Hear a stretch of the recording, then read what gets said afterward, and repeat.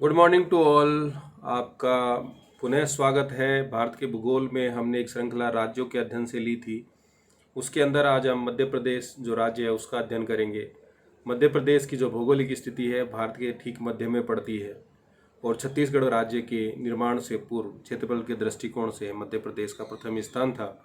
वर्तमान में राजस्थान भारत के अंदर सबसे बड़ा राज्य है। अगर इसकी सीमाओं की बात की जाए राज्यों के संदर्भ में, तो उत्तर के अंदर उत्तर प्रदेश, दक्षिण के अंदर महाराष्ट्र, पूर्व के अंदर छत्तीसगढ़ और पश्चिम के अंदर राजस्थान और गुजरात से इसकी सीमा जुड़ी हुई है। सबसे पहले हम यहाँ पर जो मध्य प्रदेश के जो भौगोलिक जो उच्चावच हैं उसका अध्ययन हम करेंगे और एक एक चीज़ को हम समझने की कोशिश करेंगे, जिससे कि विभिन्न प्रतियोगी परीक्षाओं में आपके नियमित अध्ययन के साथ साथ उन चीज़ों का विश्लेषण कर सकें, आपको वस्तुनिष्ठ जो प्रश्न होते हैं उनका आप समुचित उत्तर दे सकें। साथ ही हम उन मानचित्रों के माध्यम से उनकी जो भौगोलिक स्थितियां हैं उसको भी हम यहाँ बताने की कोशिश करेंगे, जिससे कि आपको उस राज्य के अंदर वो जो क्षेत्र है, जो स्थान है, उसकी स्थिति नॉर्थ है, साउथ है, ईस्ट है, वेस्ट है, वो सब चीज़ें आपके जो ब्रेन के अंदर वो बैठ जाए। सबसे पहले हम यहाँ के उच्चावच को हम सबसे पहले ले रहे हैं।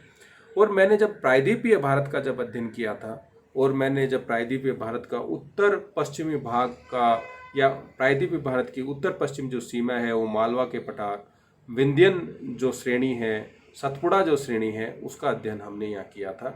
तो यहाँ जब मध्य प्रदेश की हम बात करते हैं तो मध्य प्रदेश का ये उत्तर जो पश्चिम वाला जो भाग है वहाँ पर जो मालवा जो प्लेटू है उसका विस्तार देखने को मिलता है। ये राजस्थान का दक्षिण पूर्वी जो भाग है वहाँ, और ये मध्य प्रदेश का ये जो भाग है यहाँ मालवे का पठार देखने को मिलता है। और मालवा के पठार के ऊपर भी जो बेसाल्टिक जो रॉक्स हैं, जो लावा निर्मित जो चट्टानें हैं, उनका विस्तार देखने को मिलता है।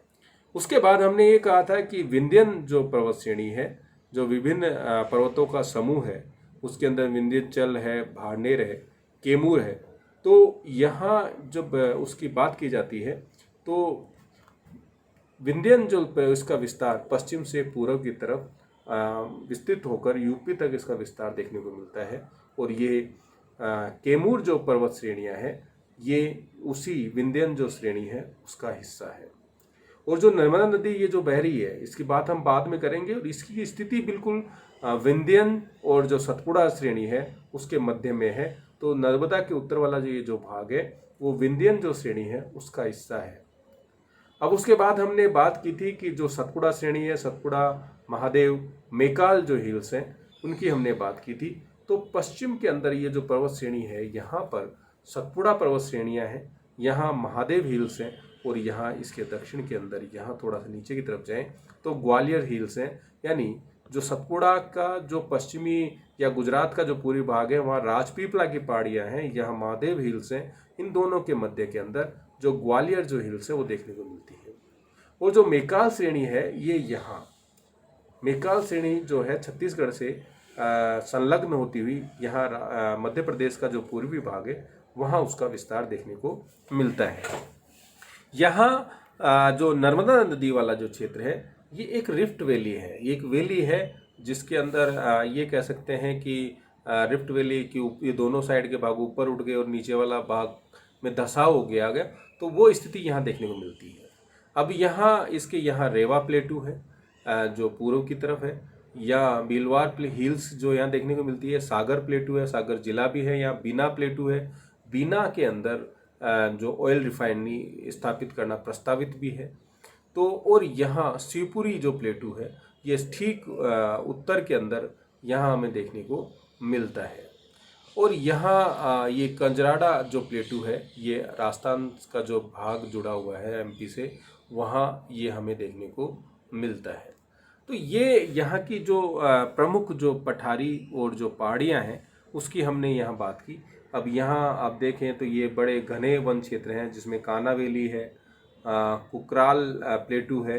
तो ये यहाँ पे आपके महत्वपूर्ण जो उच्चावच है मध्य प्रदेश के अंदर हमें देखने को मिलते हैं। आपसे पूछा जा सकता है कि महादेव हिल्स कौन से राज्य में है, मेकाल जो हिल्स है उनकी क्या स्थिति है, कैमूर जो हिल्स है उनकी क्या स्थिति है, आपके जो ग्वालियर की जो पहाड़ियाँ हैं वो कहाँ मिलती है, उन सब चीज़ों का अध्ययन हम यहाँ कर रहे हैं।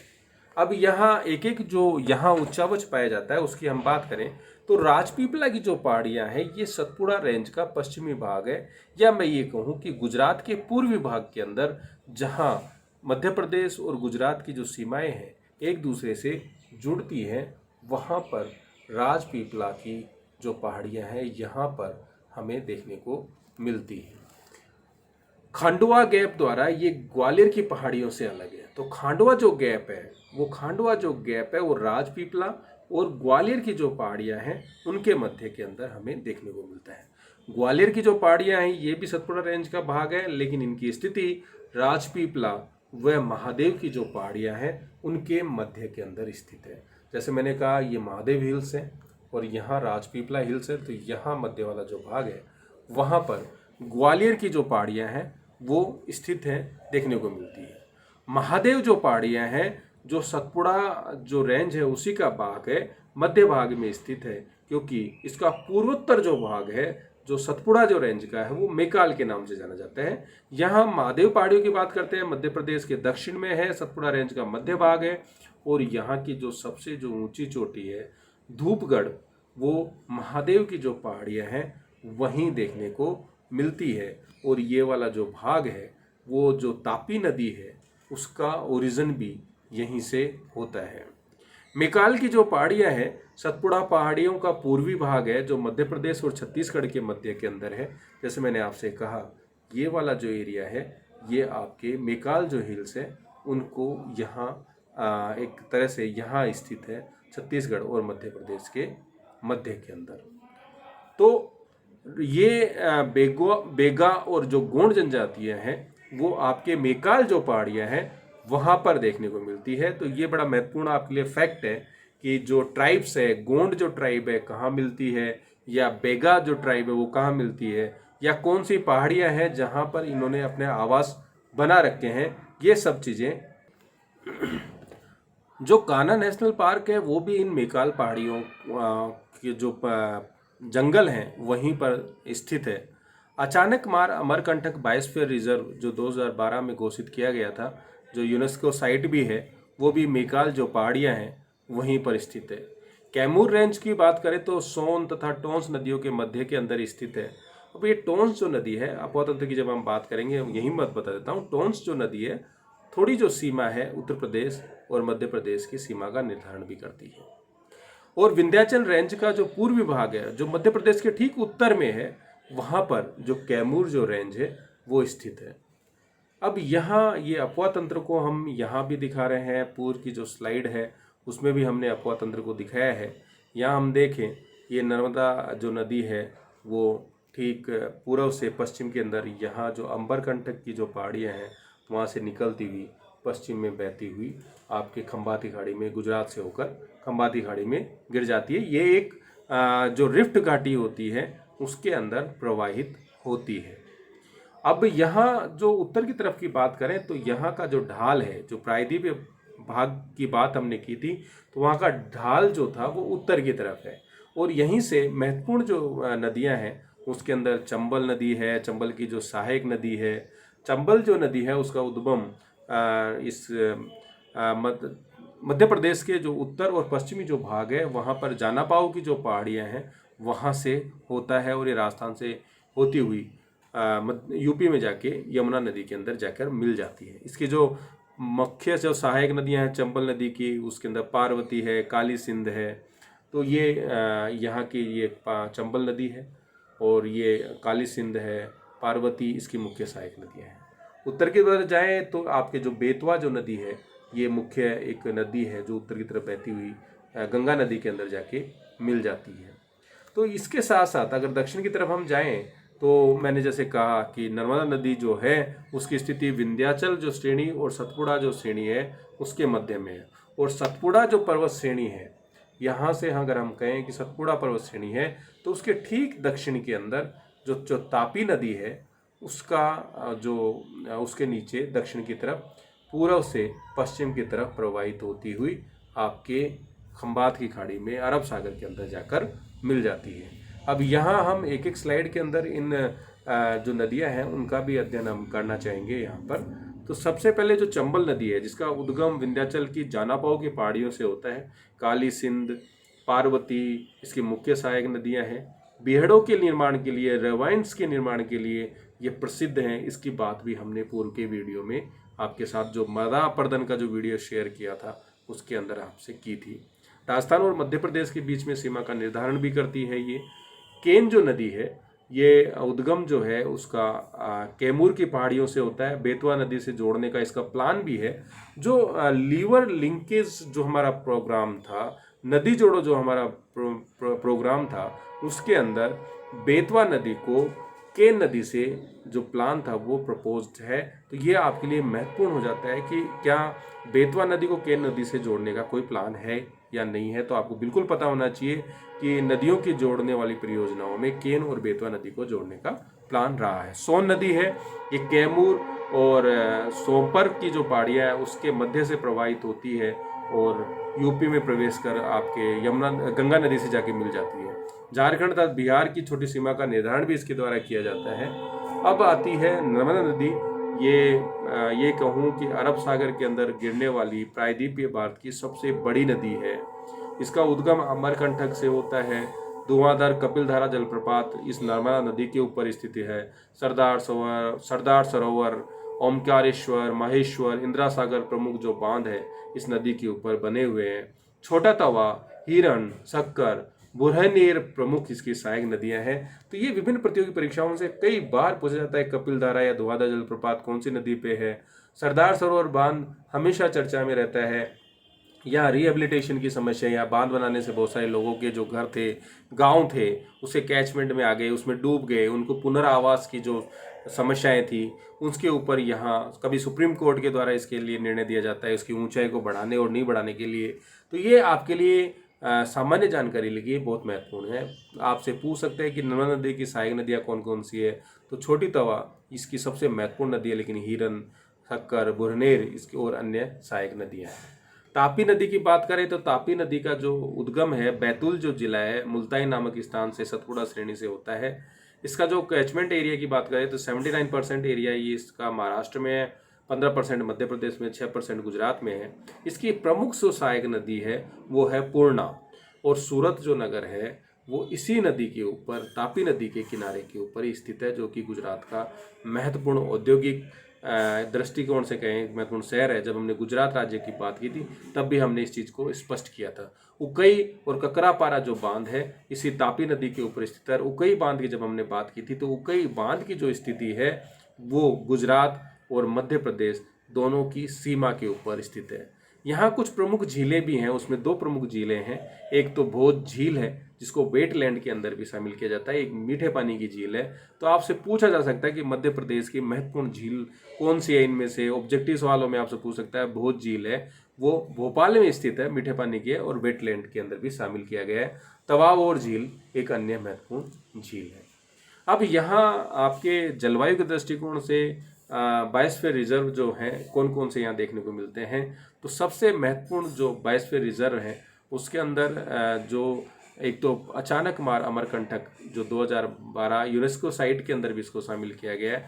ये मध्य प्रदेश और जो छत्तीसगढ़ का जो सीमा वाला जो एरिया है, या जहाँ पर आपके मेकाल जो रेंज है वहाँ पर अचानक मार अमरकंटक जो बायोस्फीयर रिजर्व स्थित है। पंचमंडी की बात करें तो मैंने कहा कि पंचमंडी यहाँ की सबसे ऊंची चोटी भी है, जहाँ धूपगढ़ की चोटी है वहीं पर ये बायोस्फीयर रिजर्व भी है। 1999 इसमें शामिल किया।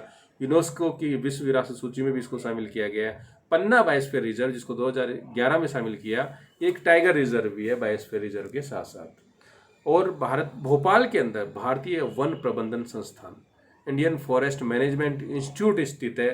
तो ये आपके लिए बहुत महत्वपूर्ण जानकारी है। अगर टाइगर रिजर्व की बात करें तो यहाँ पर 6 टाइगर रिजर्व हैं, बांधवगढ़, सतपुड़ा, कान्हा, पन्ना, पेंच, संजय दुबरी। अब यहाँ जो सबसे महत्वपूर्ण चीज़ मैं जो बताना चाह रहा हूँ कि जब टाइगर रिजर्व के जो प्रोजेक्ट हमने चलाया था 73-74 के अंदर, तभी ही कान्हा के अंदर इसको टाइगर रिजर्व के अंदर शामिल यानी कर लिया गया था।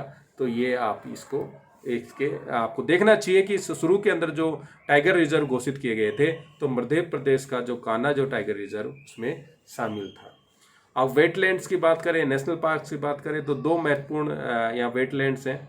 एक सबसे महत्वपूर्ण तो भोज जो वेटलैंड है उसी की हम बात करते हैं। नेशनल पार्क की बात करें तो यहाँ 9 नेशनल पार्क हैं, जो सबसे पहले बांधवगढ़, फोजिल, कान्हा, माधव, पेंच जिसको इंदिरा प्रियदर्शनी भी के नाम से भी जाना जाता है, पन्ना, संजय, सतपुड़ा, वन विहार जो नेशनल पार्क है वो सफेद जो बाघ हैं उसके लिए विशेष पहचान रखते हैं। इस मैप के अंदर हम देखें तो जिससे कि हमें भौगोलिक, मैंने जैसे कहा कि मैप के बारे में मैं इसीलिए आपसे शेयर करता हूं कि आपको उन जगहों की भौगोलिक जानकारी सही ढंग से मिल सके।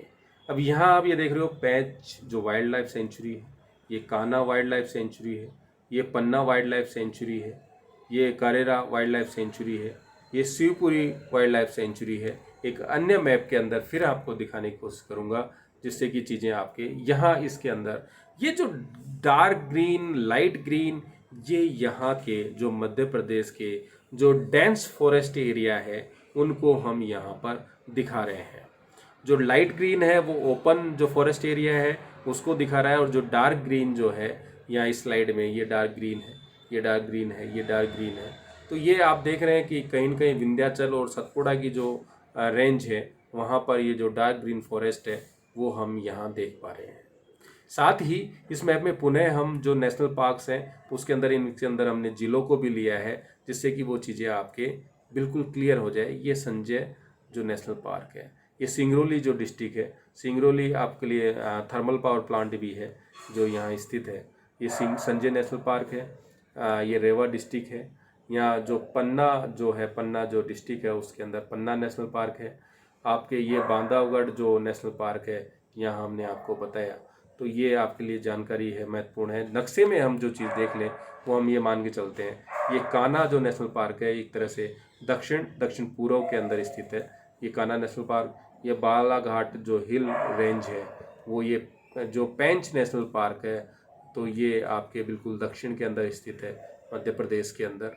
तो ये जानकारियाँ आपके लिए बड़ी महत्वपूर्ण होती है। ये सतपुड़ा नेशनल पार्क है। ये आपके देहगांव जो रेंज है वहाँ पर स्थित है। अब यहाँ अगर हम और दक्षिण और पश्चिम की तरफ जाएं तो यहाँ हम देख रहे हैं कि ये तोरामल वाइल्ड लाइफ सेंचुरी है, ये कांवल नेशनल वाइल्ड लाइफ सेंचुरी है। और उत्तर की तरफ हम जाएं तो यहाँ पे ये पालपुर कुनो वाइल्ड लाइफ सेंचुरी स्थित है यहाँ पर, जो कि श्योपुर जो डिस्ट्रिक्ट है वहाँ पर है। तो इस नक्शे के अंदर एक एक जो नेशनल पार्क है, एक एक जो वाइल्ड लाइफ सेंचुरी है, इसके अंदर इस स्लाइड के हम देख पा रहे हैं। तो ये जो चीज़ें हैं आपको इस मैप के माध्यम से समझाने का उद्देश्य यही है कि आपके दिमाग में उनकी भौगोलिक स्थिति, उनके जो अक्षांश या देशांतर स्थिति की बात नहीं कर रहे हम, लेकिन एक सामान्य जानकारी कि वो उत्तर में है, दक्षिण में है, पूर्व में है, पश्चिम में है। तो ये आपके ब्रेन के अंदर वो चीज़ें बैठ जाएं। यहाँ एक पॉलिटिकल मैप हमने लिया है, मोटा मोटा अगर हम इस पॉलिटिकल मैप को देख लें तो कुछ चीज़ें हमें पता हो जाएंगी। ये सिंगरौली, ये रेवा है, ये पन्ना है, ये कटनी है, ये सतना है। सतना जो है आपके जो लाइमस्टोन है, चूना पत्थर है, उसके लिए बड़ा फेमस है। कटनी भी उसके लिए जाना जाता है। ये जबलपुर है, उमरिया है। तो ये आपके आप मध्य प्रदेश का जो राजस्थान वाला जो एरिया है वहाँ पे कौन कौन से, गुना है, आपके ग्वालियर जो राजघराना है यहाँ पे, ये भिंड है, मोरेना है।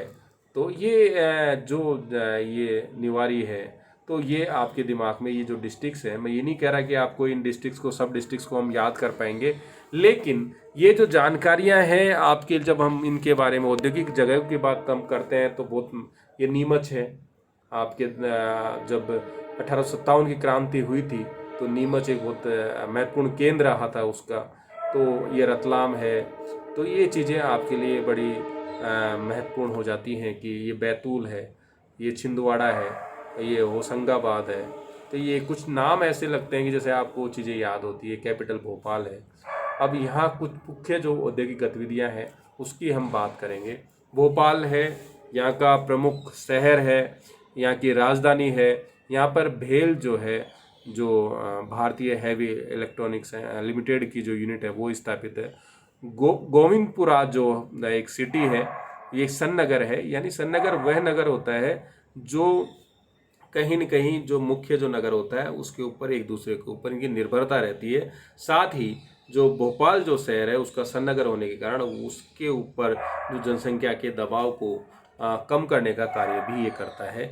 यहाँ पर भी हैवी इलेक्ट्रॉनिक मशीनरी प्लांट लगाया गया है। उज्जैन की बात करें तो उज्जैन हमारे दिमाग में जब आता है तो हमारे लिए एक बहुत पूर्ण धार्मिक सांस्कृतिक जो केंद्र है, लेकिन इंडस्ट्रियल पॉइंट ऑफ व्यू से कहें तो cotton textile, art silk, woollen fabric के लिए भी ये जाना जाता है। देवास की बात करें, नोट छापने का कारखाना है, बैंक नोट प्रेस है, इंडियन गवर्नमेंट ने यहाँ किया है। होशंगाबाद है, यहाँ सिक्योरिटी जो पेपर मिल है वो स्थापित है। अभी होशंगाबाद की जब हमने बात की थी, जो डिस्ट्रिक्ट की हमने बात की थी, तो हमने कहा था कि कहीं न कहीं होशंगाबाद और ये हमें ऐसा लगता है कि फ्रेंडली है, ये होशंगाबाद है।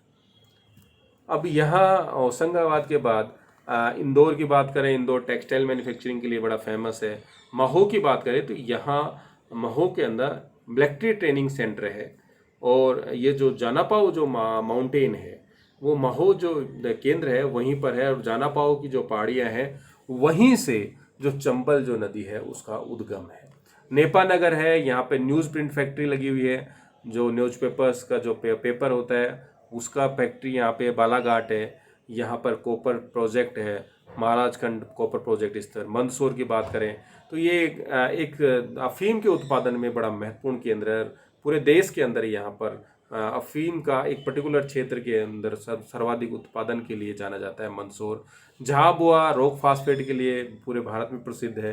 कोरबा कोकिंग जो कोयला होता है, जो कोयले की जो क्वालिटीज़ होती है उसमें सबसे जो महत्वपूर्ण जो कोयला माना जाता है, सबसे उच्च क्वालिटी का जो कोकिंग होता है वो कोकिंग कोयला होता है, जो कोरबा में पाया जाता है। यहाँ पे थर्मल पावर प्लांट भी स्थित है।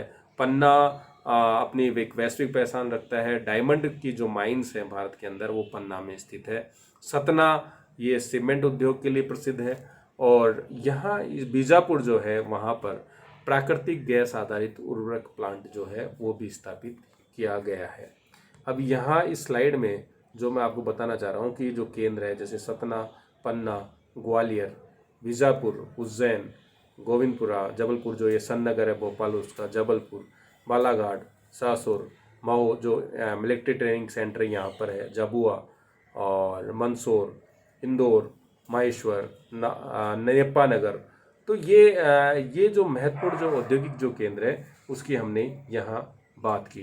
तो इस यहाँ मैप से मैंने कोशिश आप लोगों को ये की है कि मध्य प्रदेश के बारे में एक आपको पूरी सामान्य जानकारी मिल जाए। साथ ही विभिन्न प्रतियोगी जो परीक्षाओं के अंदर इन विभिन्न जो राज्य हैं उनसे जो विभिन्न जो औद्योगिक क्रियाएं हैं की जाती हैं, जो महत्वपूर्ण जो केंद्र हैं वो, या वहाँ पर जो नेशनल पार्क, बायोस्फीयर रिजर्व हैं उनके बारे में, या विभिन्न जो भौगोलिक उच्चावच हैं, जो नदियाँ हैं उसके बारे में हमें जानकारी मिल जाए। धन्यवाद।